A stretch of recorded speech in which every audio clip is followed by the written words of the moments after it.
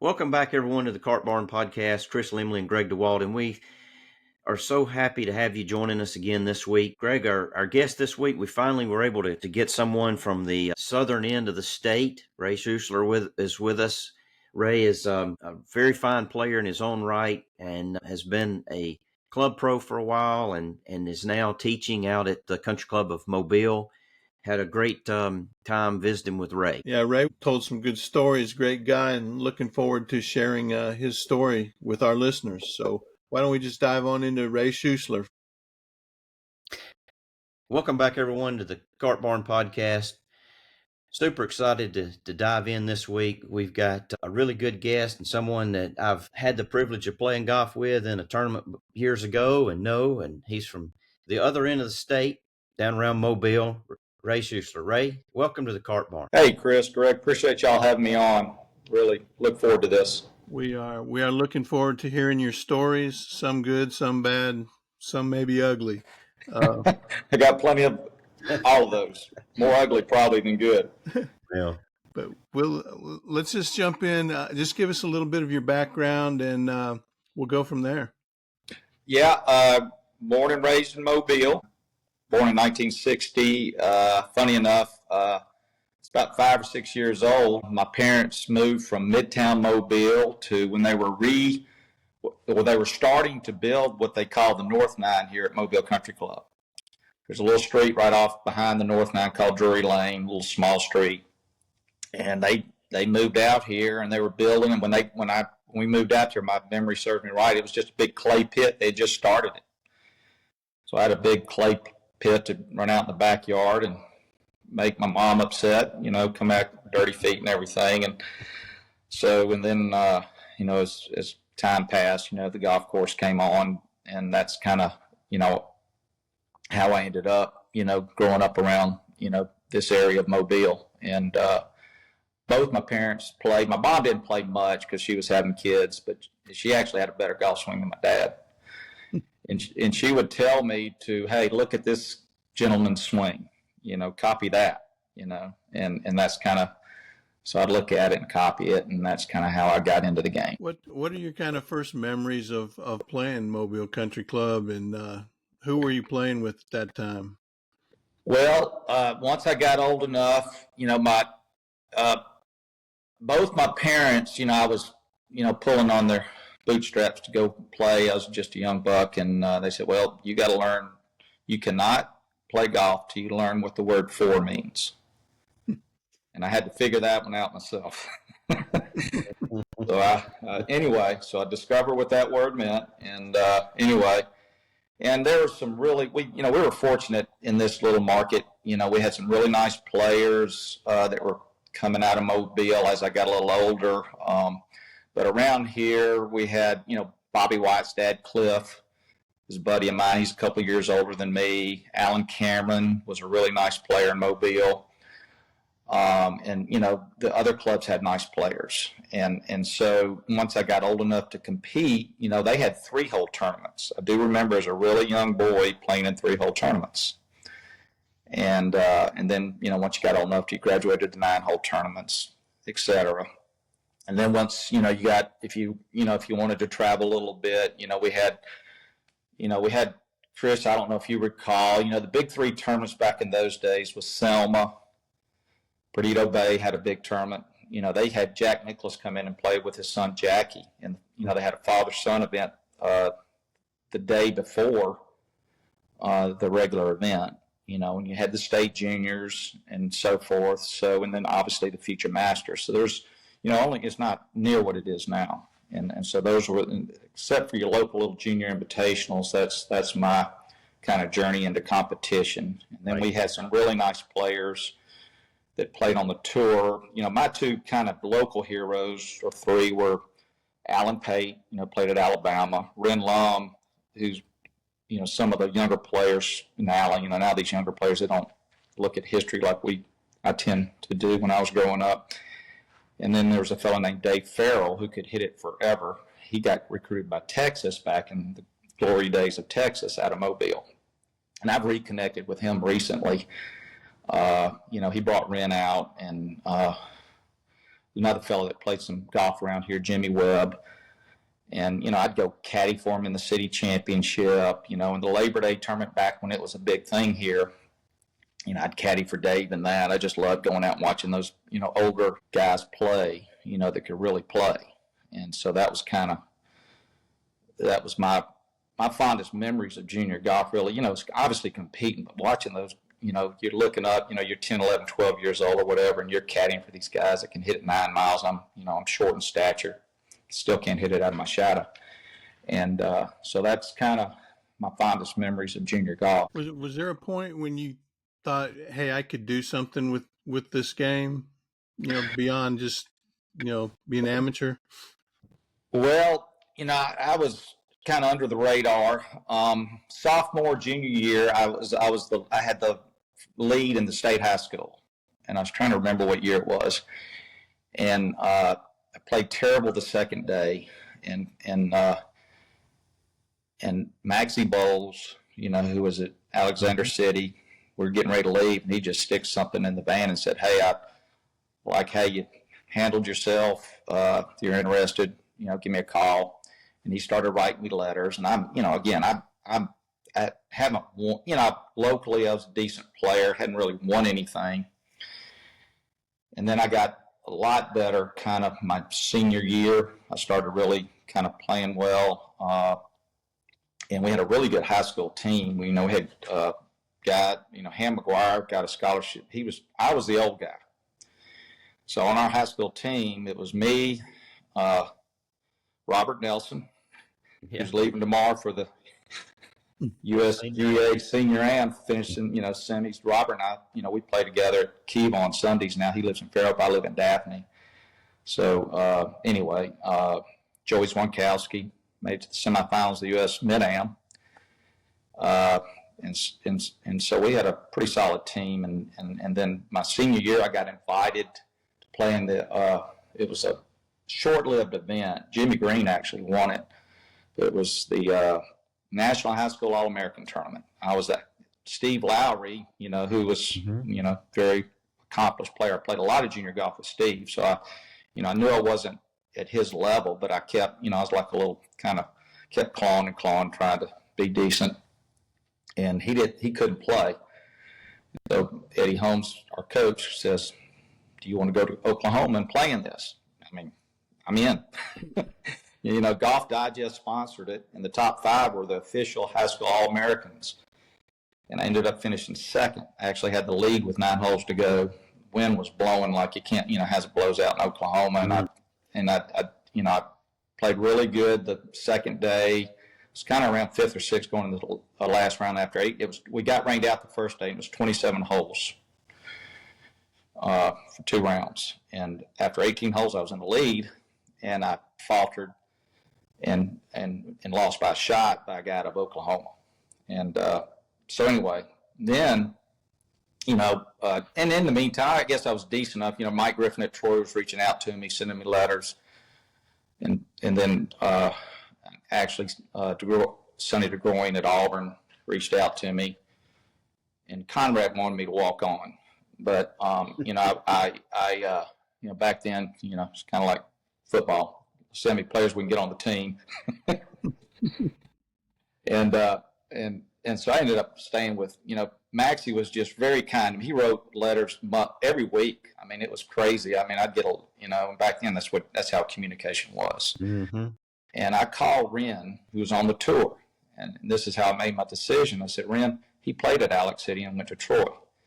He said, "Go to Alex City. You played, 2 solid years there. You can go anywhere you want." And that's kind of how I ended up at Alex City, and then went to Middle Tennessee for a year. My dad died in 1980, and the coach at Middle Tennessee turned out to be a bad alcoholic, bless his heart, and I just didn't like that. And so finished my last year of college golf at South Alabama, which was '83, and then and I won a few tournaments and amateur tournaments in college golf, and so I just kind of. I wasn't at the Lowry level. I knew I wasn't, but I could play. I could scratch my way around and play, and I love golf, and I just kind of, ended up, obviously staying with it. So you're talking about Maxie Bowles at Alexander City and Conrad Railing at the University of Alabama is very similar. I think that was just their MO. That's kind of the way the recruiting process for me was with Conrad. Is like, Yeah. come down here and see me, and then he's like, I don't really have any scholarships, but I really want you to walk on. If you do well in state high school tournament, might be able to come up with something and that kind of Yeah. deal. Yeah. Yeah. Um, Yeah. Yeah. Maxie at Alexander City built a very, very good program, and Dave Jennings Yeah. followed it up, and they're still playing real well. Oh yeah. I mean, we had John Houston on our team. My second year, John comes in, and you know how nice of a career he's had. Mm-hmm. And I've got to visit with him recently, with the Champions Tour, and I saw him in Birmingham. I've seen him over when they were playing in Mississippi. And I'll tell you a funny story. David Hancock was on our team. We had like 15 to 20 guys. When I got, I didn't have any clue what, college golf was going to be about. And we get there to camp. He's got 15, 20 guys there. We have this first meeting. I'm going, holy cow. And David, I think, came in from probably somewhere else his first year. He might have gone to Florida and walked on. Anyway, we've remained great buddies. And there's a fellow named Kevin Carey, a lefty from Massachusetts, who was living down at Greenleaf. And he'd been out of high school a few years. And if you Google Kevin Carey in Massachusetts, he's won everything up there. Really nice player. He, stayed amateur. Jim Stewart won the junior college national championship the year before I came in. And then he almost won it the second year. Miami signed him. Had a nice, college career. And, he won the two first U.S. Mid-Ams. So he got to play in the Masters twice. We had some players. We finished third. We never won. We didn't win it. We finished third and fourth. But we, and then Gene Sowers came in right. I'll tell you a funny story. Maxie was, he was busy. He says, I got some kid from Savannah, got a good resume. And back then Willow Point, was the highlight of Alex City. There's nothing in Alex City. There was a Western Sizzler and maybe I don't remember what fast food. There might have been another one, but then you had, if we wanted to hit balls and not go to Willow Point, we did it at the track field at Alex City. And so Gene comes in, nicest guy in the world. He said, I want you to watch him hit some balls and let me know what you think. And so, we go to the track field, and I mean, if his ball did not move, I mean, it was just straight as an arrow every time, right out the center of the club face. It didn't take long to figure out, So when, after I taught, I said, you better get him if you can. So anyway, he ended up going to Alex City, and I think after that he went to Georgia Southern. So, but yeah, it was college golf, as we all know, was so different back in the day. It sure was. How was Maxie finding guys from, all over? Because again, it was a different world back then. He had contacts. Like Jim Stewart was influential in getting John Houston. Jim Stewart was from Florida. His dad was a club pro down in Dunedin, and Jim told us this: if John comes, you're gonna really see something. And John now remember, this is 1979, and never forget this. John shows up on campus. We're hitting persimmon, and John's got a graphite shaft in his driver, and we're going, what is this? Mm-hmm. And it was whippy, but when he timed it up, and John, he was strong. He could dunk a basketball, and John's not very tall. But I just think he was a very hard recruiter, and he just had, I don't have the exact answer to your question, but he could find them. He was good at that. And he was very aggressive. Like I said, I'd get home, Mom said, you got another letter from Coach Bowles. And I wanted to play at a bigger school. And when Burgoyne reached out to me, Woody Woodall, who was the pro here at Mobile Country Club forever, he played football at Auburn.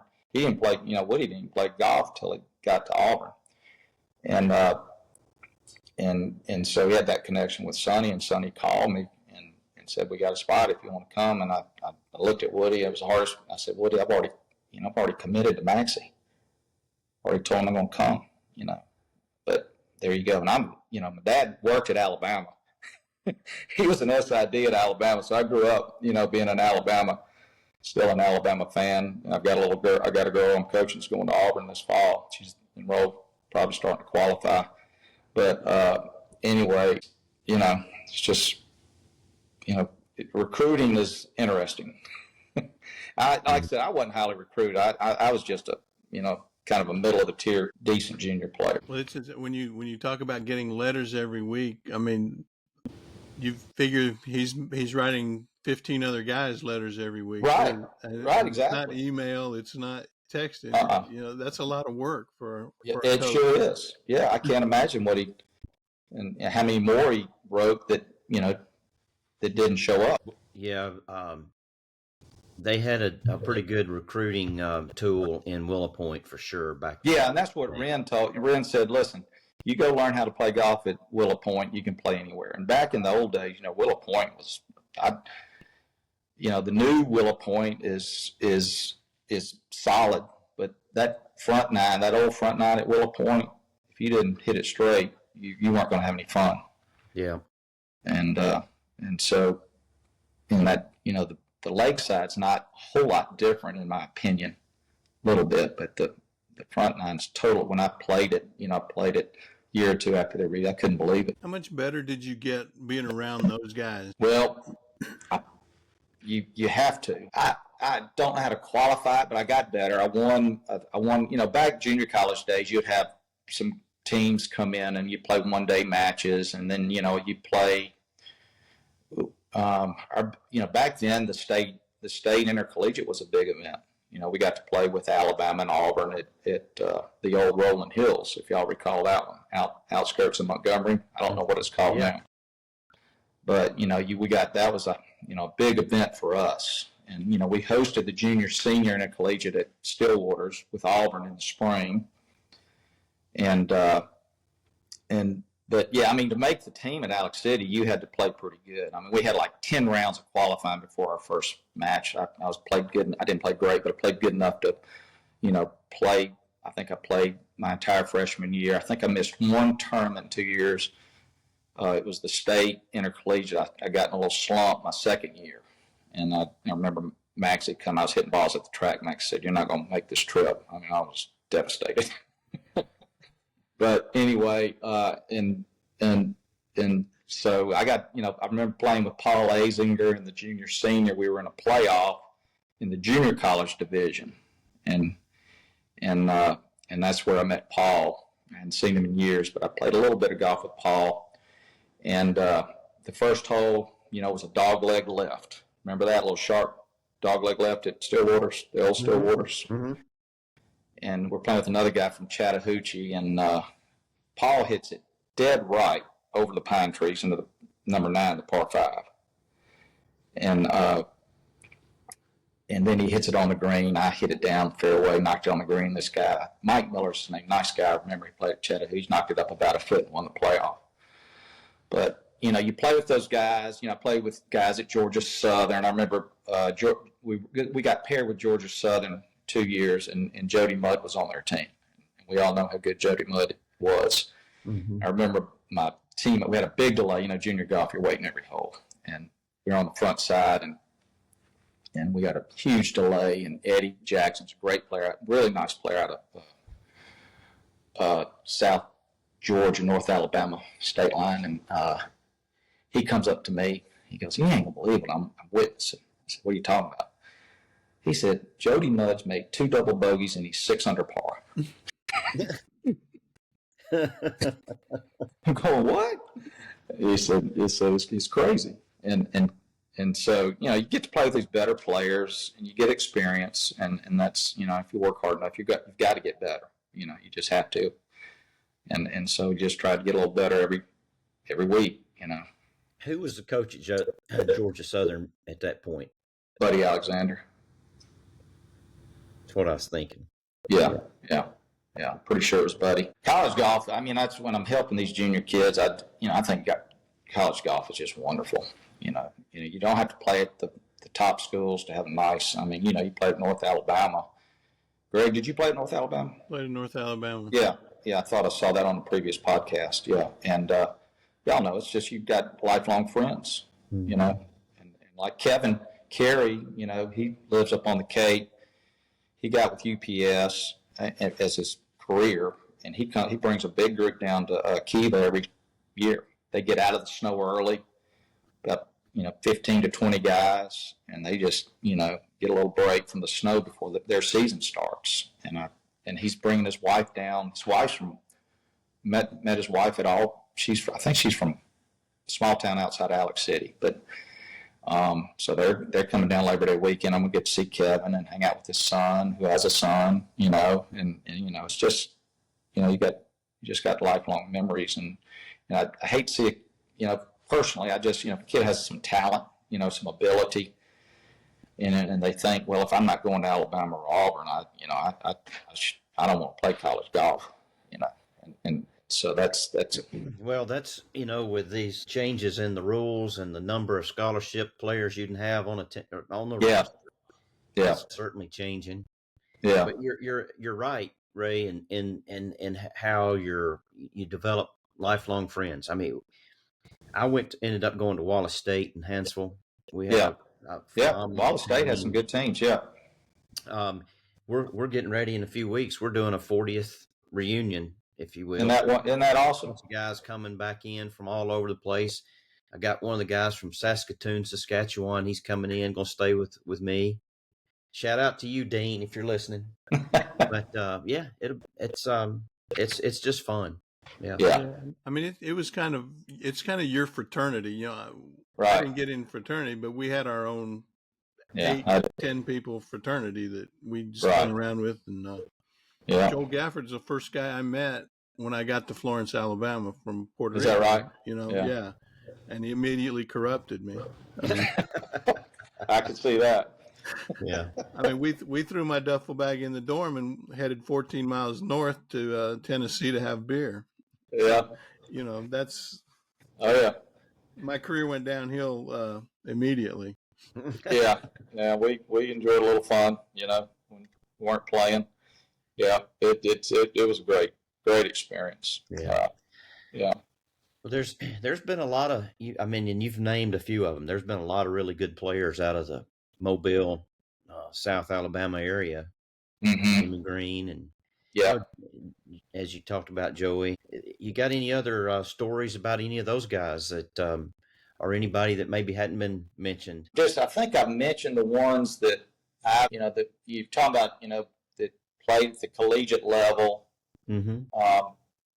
Robert went to SMU, and that was right when they were going through the Eric Dickerson, when they had the football scandal.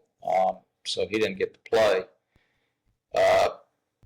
I'm trying to think, John Fridge, who's, working, he works in the shop here. He and Ham both went to Wake Forest. And, John transferred to Auburn, won the state am at Dothan Country Club. And, tried to play professionally for a little while. And trying to think of a few others. After college, I got in the business at Indian Bayou, that was a new course coming online in Destin. So I kind of got out of touch. I was probably gone from Mobile Country Club for roughly 30 years. Was there a time as a junior or playing in college you beat somebody that maybe you weren't supposed to, that that stands out, or you hit a memorable shot? Well, I'll tell you this. I'm probably, if you said, what was the biggest upset in amateur golf? So, summer of 81, 80, 81, I had the state am at Willow Point. And so, I'm very familiar with that. And so in the last round, I'm playing with Steve Lowry, me, Tom Jones, I think. And I'm playing pretty good. I'm one back of Steve with a few holes to go, par 3 over the water. I hit a foot behind the ball, hit a terrible shot into the lake, and kind of backed up after that. The next week, I'm playing in the Birmingham Invitational, and on the last round, I'm paired with Steve and really, he was kind of the phenom of junior golf in my era, David Abel. David Abel was a hell of a player. He got the Arnold Palmer Scholarship to Wake Forest. Yeah, he was really, really good. And, he made it to the USAM as a teenager. And so I haven't really done anything. And I ended up shooting 69 that last round and beat both of them. So that gave me a lot of confidence. And that was the week after losing the state am. There were some, Birmingham Invitational back then had nice players. And then the next week I'm playing the next day we have the 36-hole qualifier for the USAM. And I made it through that. And so I played out at Olympic Club where they just held it. And so I started getting a little momentum and confidence. And this was after my junior season of college. I went up to Middle Tennessee. My dad had passed away the year before. He had throat cancer. And anyway, I started kind of developing a lot of self-confidence. And then the state open, I'm sitting on the lead with 3-2. John Fridge doesn't remember this, but I remember it vividly. He was caddying for me. And I got hot that last day. And I think, Steve, Cecil Ingram. Cecil's another really good player. I mean, he was a, really fine player, made it to the U.S. semifinals of the USAM. And so I don't remember how many under par it was, but I was way under par. And I hadn't looked at a leaderboard. And John goes, "Do you want to know where you stand?" And I said, "I'm not sure." I looked, I think it was 16. And the greens that week were just horrible. Old Bermuda greens, and you ball at they just bounce around. And I had about a 15-footer down the hill. He says, "Well, I think you're tight." And so I I'm a junior in high school, and I'm playing against these, Alan Pates and really fine players, and I just hit a lousy first putt, left it short, and then I knocked the next one by, missed it, and I gave it one of those 1-foot tap ins. It rimmed around the hole. And so 4 putts later, I'm out of the picture. But I think Steve won that. Steve or Cecil won that year. I'm not quite sure, but I missed the playoff by 2 shots after doing that. I hit it like 4 feet on the last hole, didn't make that. So I had a lot of confidence even after I was totally just in the, mentally pretty upset, obviously. But that was kind of the, I said, okay. But my senior year at South, I did not play good. I transferred down to South. And back then, you couldn't play. Transfer, but somehow the coach got me eligible. He said, he called me. He says, "I'm here. I just wanted to get out of school." I said, "I'm going to get my degree and then figure it out, and because I didn't have a good experience at Middle Tennessee with the coach. And so I come down to South, and he got me eligible. I played. I won an event that spring up in Rome, Georgia, but I wasn't playing as good as I was my junior year. And so, an assistant at the club, Jim Ryan, had just got the job at Indian Bayou. And Woody comes up to me and says, "What are you going to do?" And he says, "Well, Jim's got an opening." So I went and worked for Jim for a little while and hated it. I just despised it. And then had somebody that kind of supported me. And I went down and worked for about 6 to 9 months. And I went down and played this mini tours, the Goosey mini tours. And I actually roomed with Alan Pate. He had just come off the tour, had a bad year, and he heard I was coming down. So I roomed with Alan. We played the Space Coast, and then they had another series. You could play Monday, Tuesday, Thursday, Friday. And so you stayed in tournament mode. And that's kind of, I did that for a while. Didn't have any success. Well, take us to the Olympic Club and the U.S. Amateur. I walked that course at one of the U.S. Opens covering Stewart Sink, and arguably one of the hardest golf courses I've ever seen. 98. Yeah. Well, that year, I get out there, and kind of a funny story. I'm going to the Champions Dinner, and texted Chris last night, and so I'm walking in the clubhouse. I'm by myself, and I don't know where I'm going. And I open this door, and there's Jody Mudd, Corey Pavin, Jay Siegel, Jim Holtgreave. They just played the Walker Cup down at Cypress. I'm going, I got to be in the wrong rooms. And they looked at me like, what are you doing in here? It was just a little small, but they were celebrating their win. They all had, and so I quickly went out, and then, Hal Sutton was the defending champion. And so that was my first venture outside of Southeast. I played in the Southern Am and stuff like that, but I'd never been out to the West Coast. And so I was like a fish out of water. Played good the first day. You got the ocean course and the lake course. And as it turned out, all I had to do, I played the ocean course first day, played decent. I didn't know that I'd played as decent as I did. Because all I had to do the second day was shoot 80 to make match play. And to your point, that's how hard that course is. I did not shoot 80. I didn't come close. I was the last group off the second day, and I had on pants, thermals, and a rain suit. That's how cold it got by the time I teed off. The old saying, the coldest winter is the summer I spent in San Francisco. Well, it came true that day. Yeah. Yeah. And I really struggled.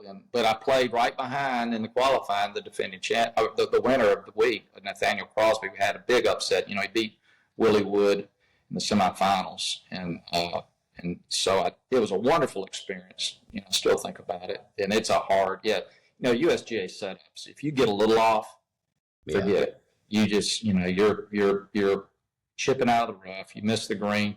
There is not an easy up and down. I don't care where you are, because the greens are so much firmer and faster than you're used to, even though you're playing practice rounds. But once the tournament comes around, if your touch is a little off and you get a little bit out of your comfort zone, it's a struggle. And I just remember how tilted the fairways were. You were having to hit, cuts in the fairways, and right. And if you didn't, it wasn't staying in the fairway.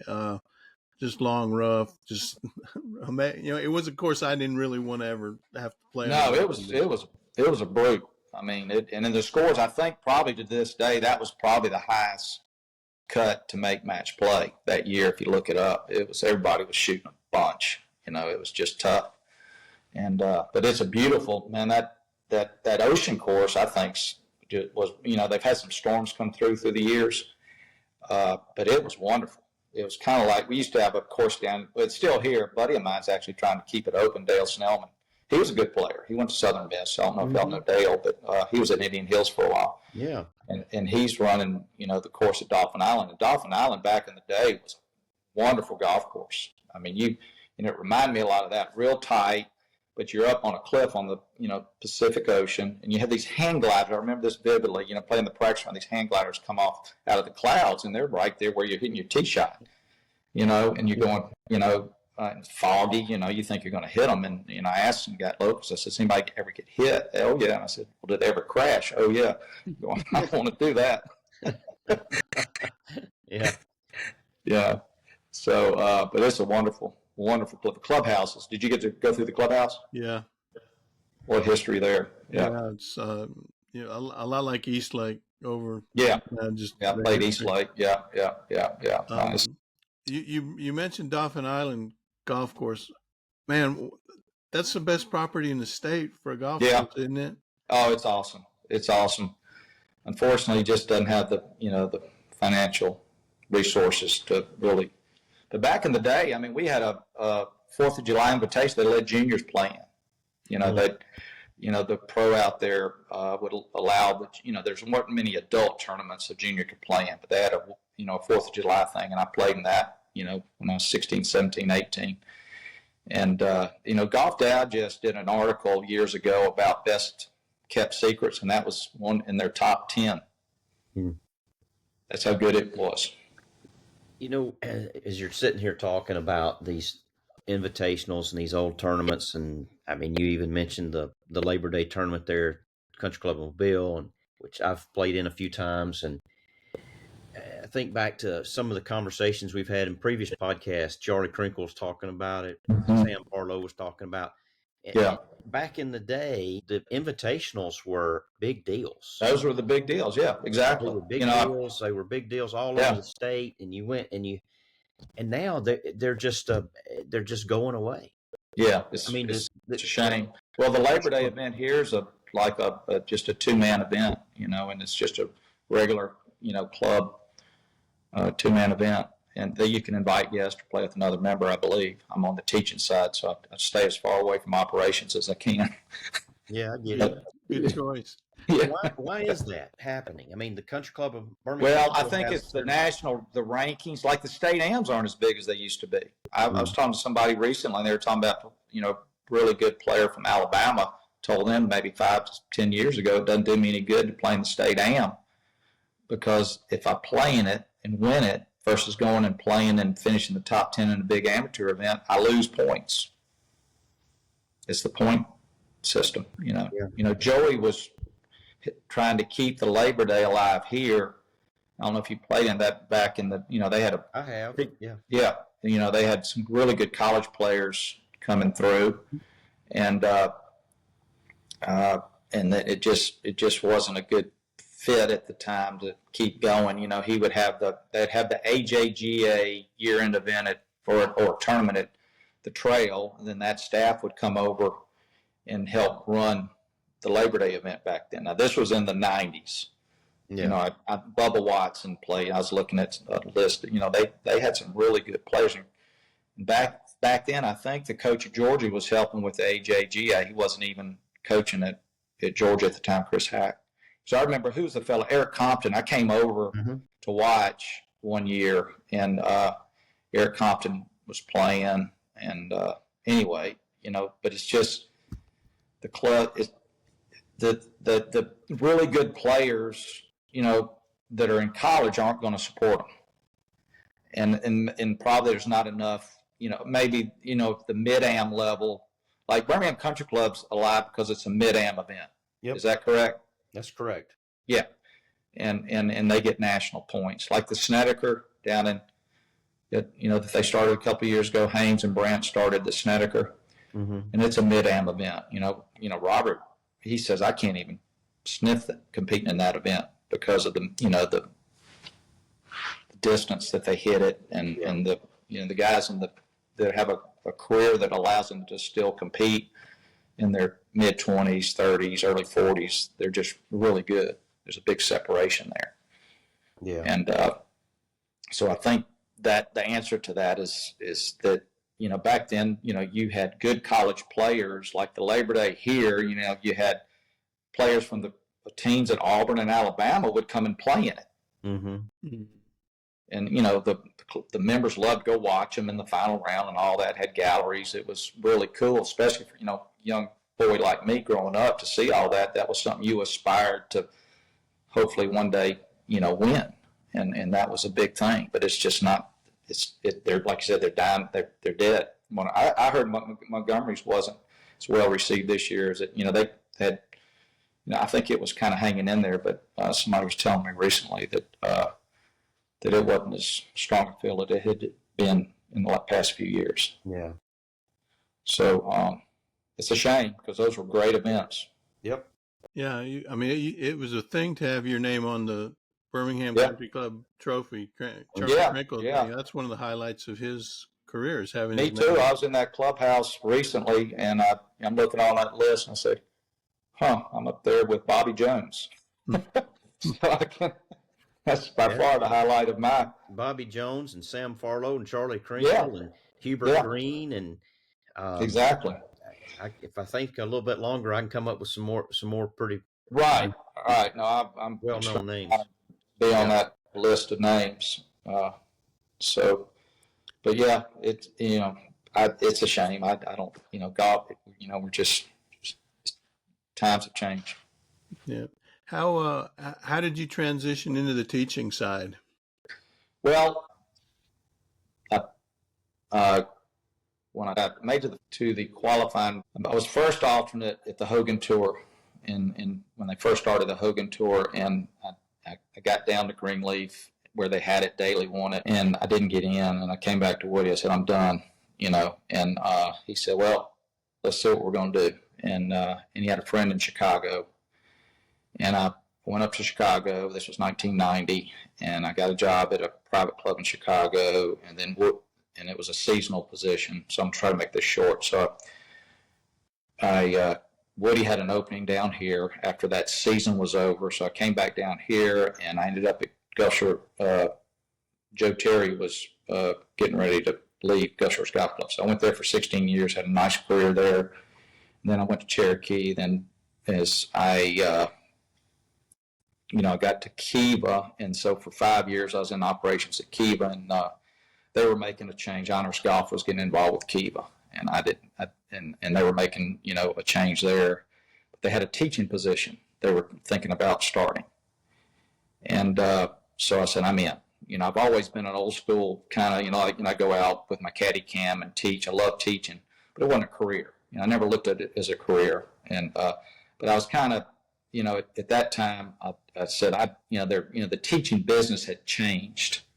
You got directors of instruction and all. I said, and I knew there was a market for that in Gulf Shores, Orange Beach, because there was nobody that was really teaching full time. So I started teaching, kind of an independent contractor. I'd teach a couple of days at Kiva, a couple of days at Peninsula, a couple of days at Craft. I did that for a while, and then my last year, I was at Gulf Shores Golf Club. I called the owner. It had sold in 2008, 2009. The financial crisis hit, and the guy, Alex Baker, had to sell Gulf Shores Golf Club. They had to liquidate, and one of the older members bought it. And so I called him. I said, "Can I just move my business to your place? Just stay at one place, because in that area, that's a nice location. Not a lot of people want to drive down Fort Morgan Road just to take a lesson. And I'd built up enough of a business where I was comfortable doing that." He said, "Sure." So I taught there for about a year, and then Scott reached out to me and told me they were going to make a change, and was I interested? And at the time, they were going to build me a teaching building at Gulf Shores Golf Club.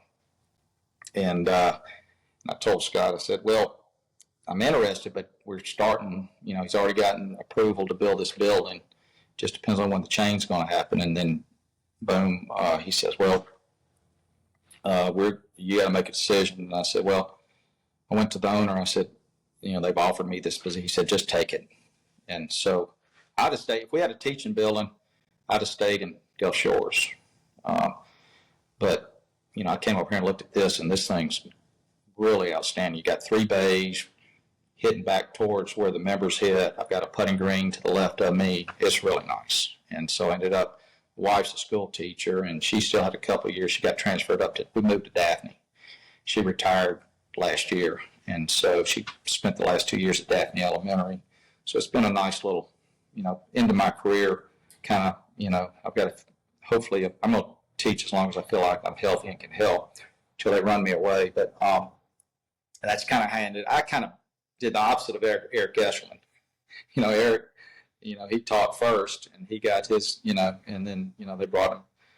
Had such a great reputation as a teacher, and obviously a good operator. He's going to be the president of the PGA of America in a few years. He's the secretary of our association. So I just love the idea of doing this. Ron Green did it down here for a little while. Y'all all know Ron. Yeah. And he's out in Arizona now. I just thought in the back of my head, if an opportunity presented itself, and that's kind of how it started. I just kind of said, raise my hand. Let me do this. Let me try this down in Gulf Shores Market, and it worked out. And, it's been a lot of fun. Not having to worry about somebody calling me up about issue with the operations of a golf course. What makes a great teacher in your mind? Open-mindedness, and just supporting your player. I don't care if it's a beginner. I've got a beginner coming out this week. I love helping beginners. I love helping, accomplished players. I've been very fortunate to help some nice players, and as long as I think a coach has to just be open-minded and support your player and be realistic where they are. Just do a little interview when you start. Say, okay, where are you? How much time do you have to practice? Let's be realistic on that, and find out where you are now. Let's just kind of go down this journey together. And but to me, I think you can't put everybody in a box. I was very fortunate to go to a lot of coaching and teaching summits when they started. The PGA of America had a coaching and teaching summit started in the late 80s. And so from 90 to just a couple, I haven't been to the last two, but I went to them every year, and I saw a lot of wonderful, I saw Butch Harmon, the Ledbetters, Haney, Ballard. Jimmy Ballard was a presenter at one. And I saw them all on this panel giving their ideas and theories on coaching. So I read a lot. I mean, my downtime was reading about golf before you could go to YouTube or go to, Instagram and pick up a tip. So I was not a very, mechanically sound player.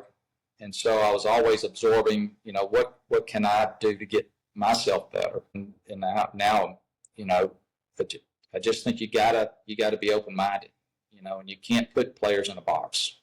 There are positions that I want to see a good player in, don't get me wrong, but it's all about that ball. If that ball's doing what it needs to do, that's all we need to know, and if you can repeat that, like John Jacobs said, one of the best quotes I've ever heard, he's a great English teacher, he said, the sole purpose of a golf swing is to have a repeatable and reliable ball flight. End of story. And so you got to be careful what you go chase. There's a lot of players that tried to make changes. We know the history of golf, and it didn't work out too good. Mm-hmm. Yeah. In that same vein, how has YouTube changed teaching? Because now I can go on YouTube and find 12 different instructional videos, and if I come to you, I may have that already ingrained. Well, this is what this guy said. Has it changed a lot in your mind? Well, I'll say this, and I mean this, take this in the spirit of which I mean it. YouTube has never watched you hit a golf shot. Neither has Instagram. So until, it's behind you, seeing where you're aiming, you got to be able to aim where you hope to aim. There's a lot of people. One of the biggest, I'll tell you this, two things that I've changed the most through the years is grip and alignment. That's helped the most people. Just grip, alignment, and posture. If you just said, okay, give me, it's not so much, they're different swing styles, still are different swing styles. There's more commonality now in the golf swing because of, just the education and so forth. But, sometimes somebody will come to me and I can tell, they're too wrapped up into the latest Instagram post and stuff like that. And I try to remind them, hey, that's good. If your golf IQ is high enough to where you can apply that to yourself, I think it can be beneficial. But I think you can go down rabbit holes also that you don't need to go down because, again, if you're aiming, for a right-handed golfer, I'll tell you this, the biggest issue I see is they aim 9 miles right. In the grip. And I've had a lot of success just tweaking, grip change can be painful. But if you can get them, a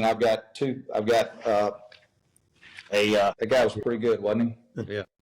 Yeah. So I keep this on my desk, and it's got a great illustration of a proper grip, okay? And then I have a training grip that Ray Schuessler uses. And so it keeps the grip a little bit more in the fingers. Most people grip it in the palm. And again, it just goes back to good, solid fundamentals. I'm fortunate enough to have helped Joe Durant in first of the season. Same thing. Let's check fundamentals. That's what he wants to do. Yeah, because that's what Jack Grout did with Jack Nicklaus. I actually took lessons from Jack Grout, believe it or not, when I was trying the mini tours, and that was there was a trip down there where. Second trip I made down there to Frenchman's Creek, this was 84, so he had not won the Masters yet. And so the first session I had with Mr. Grout was, fundamentals, and then the second time I get to Frenchman's Creek, and Grout's on the course with Nicklaus. I didn't know this. And I'm just this, hack mini tour player, and they said, well, just go out there and find him. There's no way I'm going to do that. So I go to the back of the range where we're going to have the lesson, and I'm hitting balls for about 30 minutes, and here comes Grout and Nicklaus. And Nicklaus and Watson, my two heroes. I'm nervous as a tick, and they're coming around. And, Mr. Grout, just an outstanding man, gentleman. He comes up to me and says, Ray, how you doing? Have you met Jack? And and Jack's giving me that stare.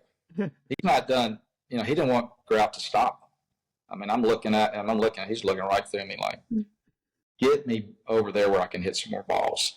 He shook my hand, but it was like, no, I need to go, and then about 30 more minutes, Mr. Grout comes over and we do our session. But it was Frenchman's Creek back then. It was a hub for guys like Mr. Grout, Gardner Dickinson. Met Tony Pina there. Older teachers, they all kind of taught at that facility. I met Owen Brown there. He was just getting. He didn't even know if he wanted to play pro golf at the time. But he could hit the ball. I was going, holy cow!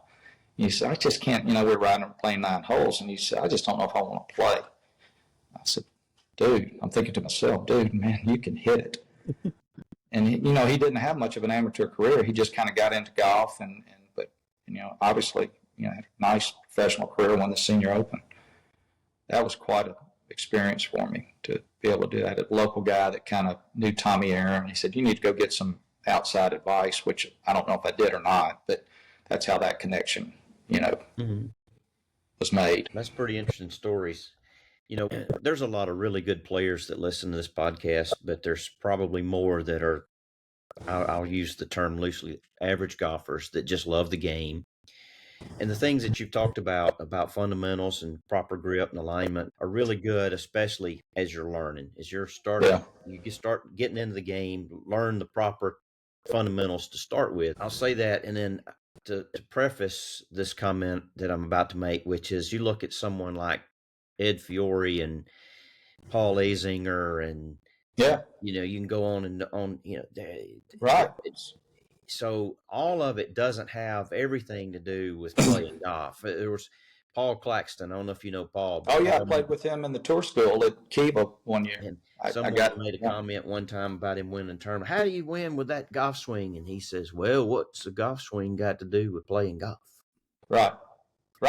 Yeah. No, exactly. There's a lot of layers to.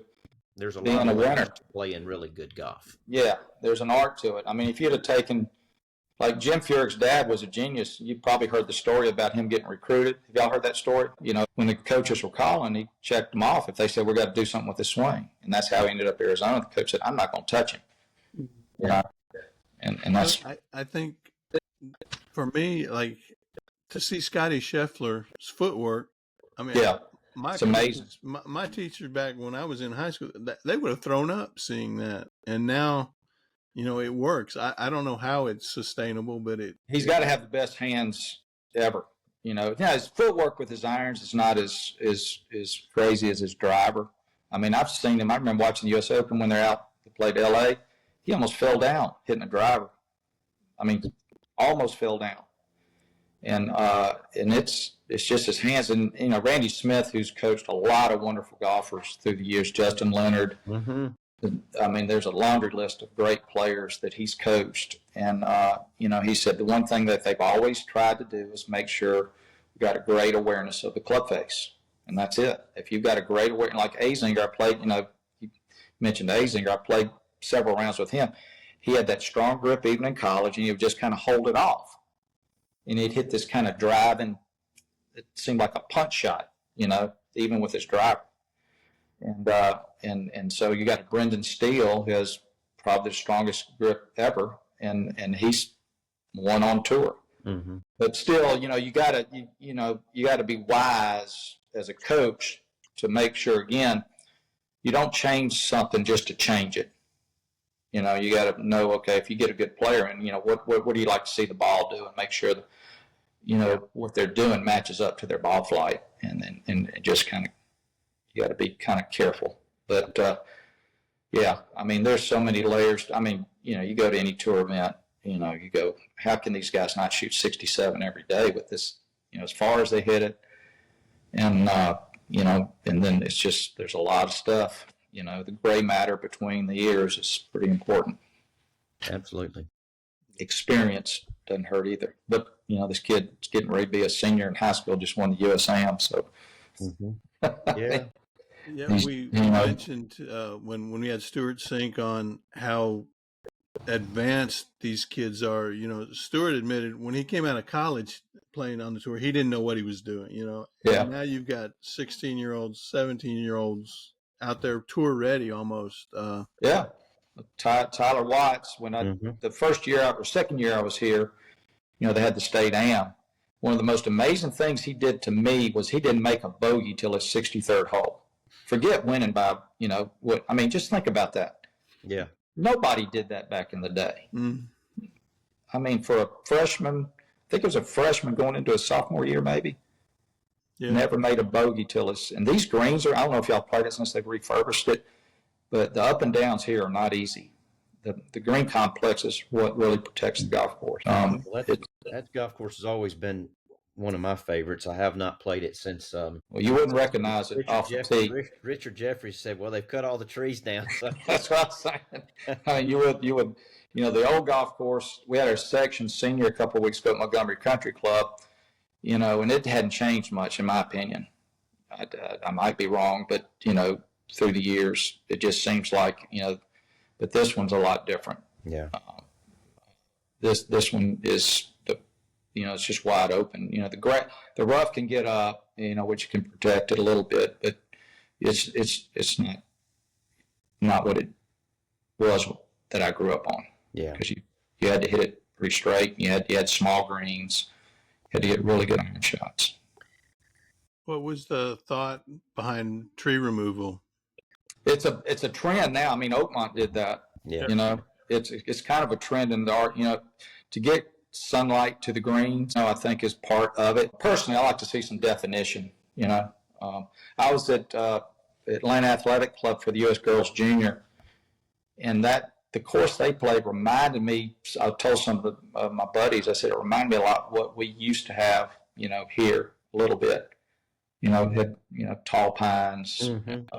Green complexes were not too crazy, but challenging. And boy, what great history that place has. Yeah, it's a big golf course. Yeah.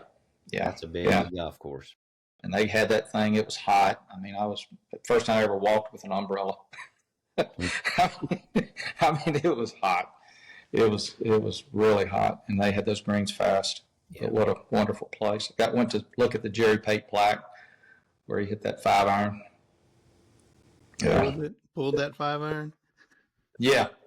Well, my college, I tell you, my freshman year, my roommate was there, Eddie Jackson, and he swears up and down. He was right there when he hit it. He said, "Ray, I thought he was laying up." He said, "There was no way I could think he's going to pull that 5-iron out." He said, and I remember that conversation distinctly.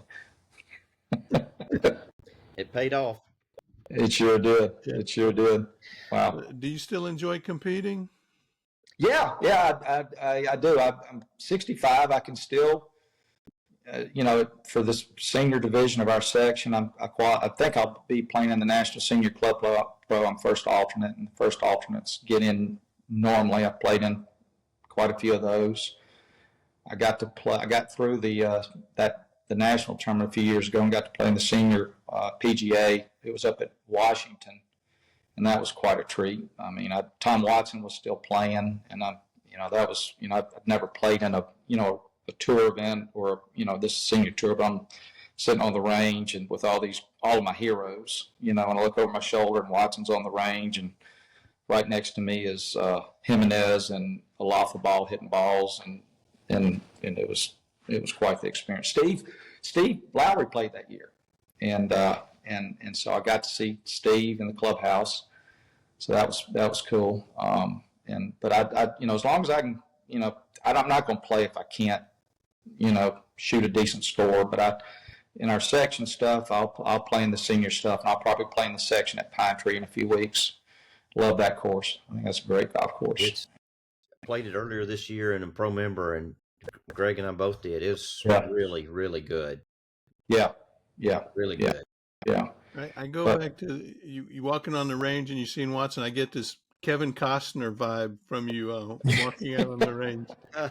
Yeah. This was the whole experience. I'll tell you what, the whole experience. I could not ask for a better PGA senior to qualify for, because it was Trump's first year. He's big into golf, and he treated the club pros wonderfully. My wife got to go to a dinner that Laura Trump was speaking at, and the pros we had a tour of the White House, You know, so you can imagine. I mean, he just appreciated that this was a treat for us to play. And I saw some old buddies that I battled, back in the day, and I mean, I played with Joe. How Joe and I met was at the Space Coast Mini Tour. He and I were paired the last round, and we both played good. Probably the only time I've ever tied Joe Durant. This was years and years ago, and so I knew some of them through my Mini Tour days.